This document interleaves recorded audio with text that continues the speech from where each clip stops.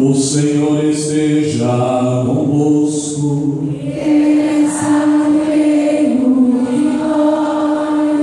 Proclamação da boa notícia de Jesus Cristo, segundo Marcos. Glória a vós, Senhor.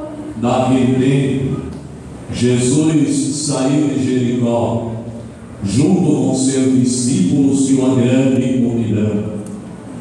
O filho de Timeu, Bartimeu, cego e mendigo, estava sentado à beira do caminho.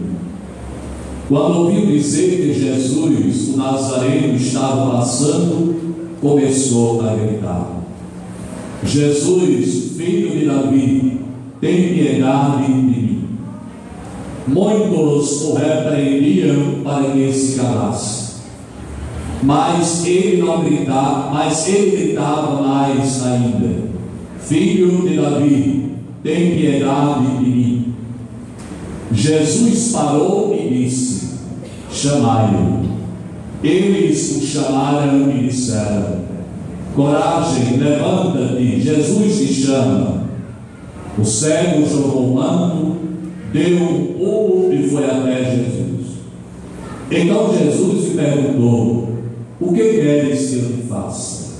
O cego respondeu: mestre, que eu veja. Jesus disse: vai, a tua fé te curou. No mesmo instante, ele recuperou a vista e seguia Jesus pelo caminho. Palavra da salvação.